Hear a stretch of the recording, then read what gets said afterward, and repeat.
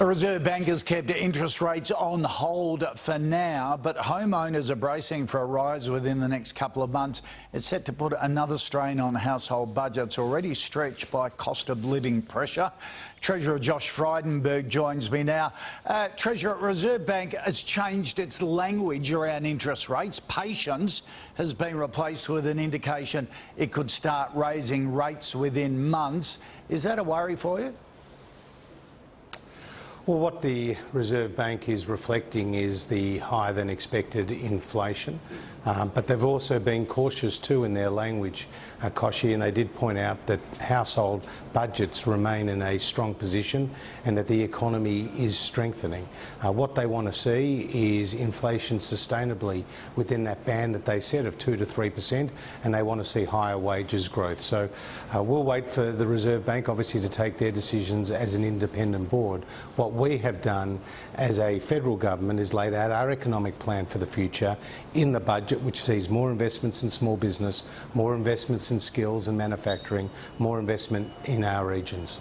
Because it sort of goes against your logic, does it?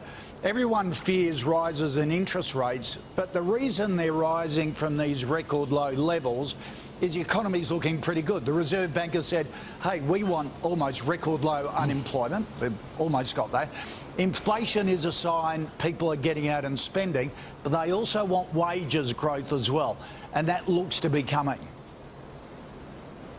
Well, it certainly does, and as you know, we upgraded our wages forecast each and every year in the budget, and the expectation from Treasury is that wages growth will be higher than inflation in the coming years. And what we have seen with inflation, though, is higher fuel prices, largely as a result of international developments like the Ukraine, which is then playing out here at the Bowser in Australia. We've also seen higher food prices, higher wheat prices as a result of the conflict in Ukraine. So there are factors beyond our control which are driving inflation globally, which are being felt locally. Okay. A lot of people will be put under pressure, though, because even though Australian households have never been wealthier, it's all because their house values have gone up and their super's gone up. And you sort of can't eat your house or your super, can you? And that lagging wages growth means people are finding it tough at the supermarkets, tough to buy, school shoes for their kids at the moment.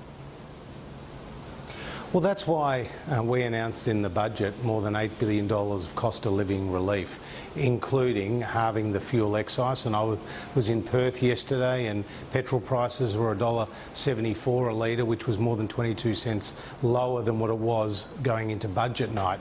We've got 10 million Australians who will get a $420 top-up to their tax offset when they put in their tax return from the 1st of July. We've got 6 million Australians who will be receiving $250, including pensioners, veterans, carers and other concession card holders, including self-funded retirees who are eligible. And we've made medicines more affordable and accessible to 2.4 million Australians. So we're very conscious of the need to provide that cost of living relief now, because it's the #1 topic of discussion around the kitchen tables of Australia. But we've also put into place a long-term economic plan, Kochie, to create more jobs and drive that unemployment, as you say, to a historically low number, which is 3.75% in the budget by September.